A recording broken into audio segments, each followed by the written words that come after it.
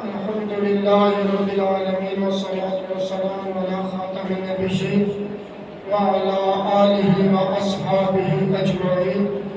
أما بعد فأعوذ بالله من الشيطان الرجيم. بسم الله الرحمن الرحيم. سامعین عزیز وقار نبی کریم صلی اللہ علیہ وآلہ وسلم کے جسم مبارک کو اللہ تبارک و تعالی نے انتہائی خوشبودار بنایا تھا. آپ کا پسینہ مبارک بھی خوشبودار تھا. پسینے کی بو عام طور پر ناگوار ہوتی ہے کیونکہ پسینے کے ساتھ جسم سے فاسد مادے خارج ہوتے ہیں، لیکن جزیرہ عرب کی شدید گرم موسم کے باوجود رحمت عالم صلی اللہ علیہ وآلہ وسلم کے جسم اطہر سے جو پسینہ نکلتا تھا وہ نہایت ہی خوشبودار تھا. یہ اللہ تبارک و تعالیٰ کا آپ پر ایک خاص فضل اور انعام تھا. رحمت عالم صلی اللہ علیہ وآلہ وسلم کا پسینہ مبارک کائنات کی ہر خوشبو سے زیادہ خوشبودار تھا. آپ کے پسینے کی خوشبو بے مثل اور لاجواب تھی. حضرت انس رضی اللہ تعالیٰ عنہ روایت کرتے ہیں، ما شممت عنبرا قط ولا مسکا ولا شیئا اطیب من ریح رسول اللہ صلی اللہ علیہ وآلہ وسلم. حضرت انس کہتے ہیں کہ میں نے عنبر، کستوری اور کوئی ایسی خوشبو نہیں سونگی کہ جسے میں نے رسول اللہ صلی اللہ علیہ وسلم کے جسم مبارک کی خوشبو سے زیادہ پائی ہے.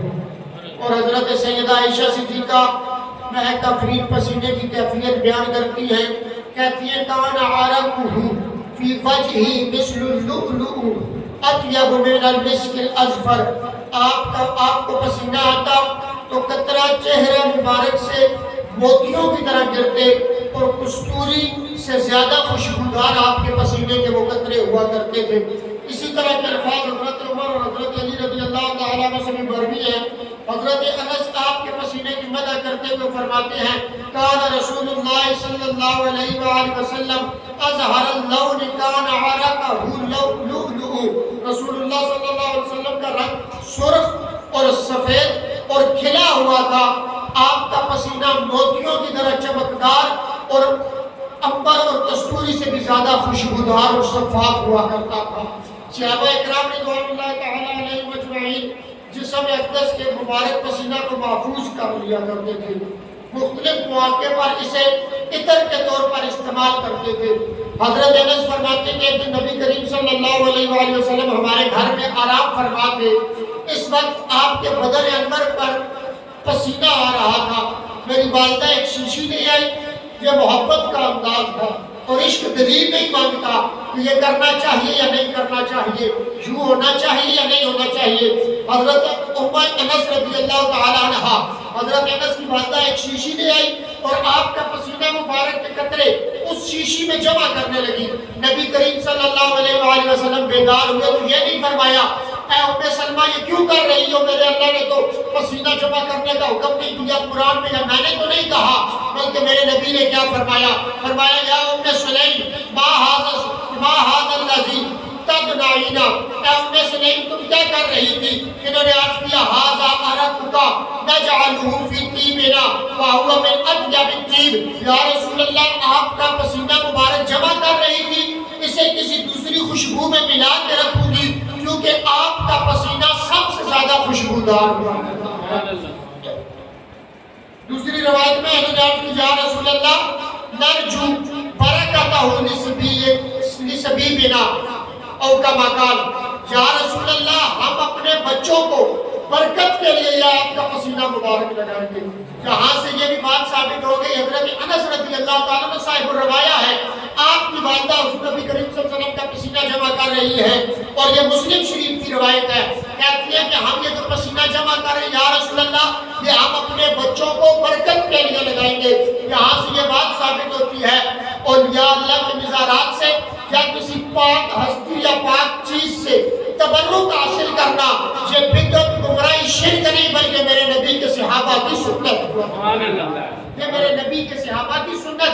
اور اگر نبی پر یہ لازم ہے اور نبی کی یہ ذمہ داری ہے کہ اگر نبی کے سامنے کوئی غیر شرعی کام، غیر اخلاقی کام کیا جا رہا تو نبی کا یہ حق ہے کہ اسے منع کرے، کیونکہ نبی آیا ہی دنیا میں اس لیے جاتا ہے کہ وہ لوگوں کو ہدایت کا رستہ دے، حق کا رستہ دکھائے، گمراہی سے، بدعت سے، شرک سے محفوظ کرے۔ اگر میرے نبی کو یہ بات اچھی نہ لگتی اور یہ خلاف شریعت ہوتی کہ کسی چیز سے تبرک حاصل کرنا یہ بدعت ہے، تو میرے نبی فرماتے نہیں انس کی ماں ایسا نہیں کرنا، کیونکہ میری شریعت میں ایسی اجازت نہیں ہے۔ بلکہ رسول اللہ کریم صلی اللہ علیہ وسلم مسکرائے اور فرمایا جو تم نے کام لیا بہتر کام لیا۔ حضرت ابو ہریرہ رضی اللہ تعالیٰ نے بیان کرتے ہیں کہ ایک شخص حضور اکرم پاجمل صلی اللہ علیہ وسلم کی خدمت میں حاضر ہوا اور عرض کیا یا رسول اللہ میں اپنی بیٹی کا نکاح کرنا چاہتا ہوں، میرے پاس خوشبو نہیں ہے، آپ مجھے کچھ خوشبو عنایت فرما دیں۔ آپ صلی اللہ علیہ وسلم نے فرمایا کل کھلے منہ والی ایک شیشی لے آنا اور ایک لکڑی لے آنا۔ دوسرے روز وہ شخص شیشی اور لکڑی لے آیا۔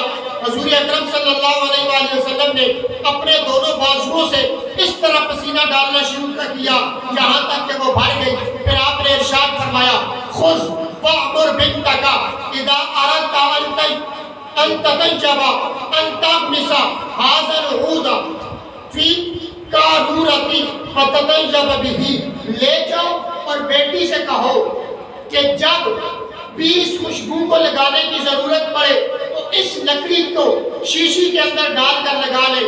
حضرت ابو ہریرہ بیان کرتے ہیں فَقَانَ اِذَا تَطَيَّبَ شَمَّ أَهْلُ الْمَدِينَةِ رَائِحَةَ ذَلِكَ الطَّيِّبِ فَصُبُّوا بَيْتَ الْمُتَبَشِّرِينَ، بس وہ جب آپ کا مبارک پسینہ لگاتی تھی تو تمام اہل مدینہ اس کی خوشبو حاصل کر لیا کرتے تھے، اور پھر مدینے والوں نے اس بچی کے گھر کا نام ہی خوشبو والا گھر ڈال دیا تھا۔ کہتے ہیں کہ ہم اس کو خوشبو والا گھر سے جانا کرتے تھے۔ واللہ جو مل جائے میرے گل کا پسینہ، مانگے نہ کبھی عطر نہ پھر چاہے دلہن یہ پھول۔ صحابہ کرام رضوان اللہ تعالی علیہ اجمعین کا یہ معمول تھا کہ وہ نبی کریم صلی اللہ علیہ وآلہ وسلم سے منسوب چیزیں برکت کے لیے اپنے پاس رکھا کرتے تھے۔ کوئی چادر مانگ لیتا تھا، جیسے ہم لوگ نہیں کرتے پیر صاحب کے پاس گئے تو پیر صاحب سے کوئی چیز مانگ لی، اللہ کے ولی سے ملاقات کی تو برکت کے لیے کوئی چیز مانگ لی۔ میرے اور آپ کے پاس پیر ہیں اور ان کے پاس آمنہ کا لال کائنات کا سب سے بڑا پیر تھا۔ وہ کوئی صحابی چادر مانگ لیتا تھا، اسے اپنے کفن بناؤں گا، کوئی آپ کا منہ مبارک اپنے پاس محفوظ کر لیتا اور وصیت کرتا کہ میری قبر میں میرے منہ میں رکھنا۔ ایسی روایات کے مطابق جب حضرت انس رضی اللہ تعالیٰ عنہ کی وفات ہوئی کا وقت قریب آیا تو انہوں نے وصیت کی این یجعل فی حنوطہ من ذالک السبی، اس کے وصال کے بعد یہ خوشبو ان کے کفن میں لگائی جائے۔ پھر ان کی وصیت کے مطابق ان کو وہ غسل دیتے وقت خوشبو لگائی گئی جس میں نبی کریم صلی اللہ علیہ وآلہ وسلم کا پسینہ ملا ہوا تھا۔ اللہ تبارک و تعالیٰ سے دعا ہے کہ اللہ تبارک و تعالیٰ نے مصطفیٰ کو کمال عطا فرمایا تھا کہ اللہ نے آپ کو لطیف اور حسین بنا کر دنیا میں بھیجا ہے۔ اتنا حسین کہ حضرت حسان بن ثابت فرماتے ہیں وَأَحْسَنُ مِنْكَ لَمْ تَرَ قَطُّ عَيْنِي وَأَجْمَلُ مِنْكَ لَمْ تَلِدِ النِّسَاءُ خُلِقْتَ مُبَرَّأً مِنْ كُلِّ عَيْبٍ كَأَنَّكَ قَدْ خُلِقْتَ كَمَا تَشَاءُ، کہ آپ جیسا سونا اور حسین۔ حضرت جابر فرماتے ہیں کہ یا رسول اللہ میری آنکھ نے دیکھا ہی نہیں ہے، اور پھر آگے جب خیال آیا کہ جابر ہو سکتا ہے آپ کی آنکھ نے نہ دیکھا ہو، کسی اور کی آنکھ نے دیکھا ہو، تو فرمایا نہیں، کوئی بھی آنکھ دیکھے گی کیسے کہ نہ آمنہ کے لال جیسا اس سے پہلے کائنات میں پیدا ہوا ہے نہ اس کے بعد بھی پیدا ہوا۔ پھر فرمایا کہ اللہ کے محبوب آپ کو آپ کے رب نے ہر عیب سے پاک پیدا فرمایا ہے، اور پسینے کی بو سے دوسرا بندہ الجھ جاتا ہے، تکلیف ہوتی ہے، اور یہ بندے کے اندر عیب شمار کیا جاتا ہے۔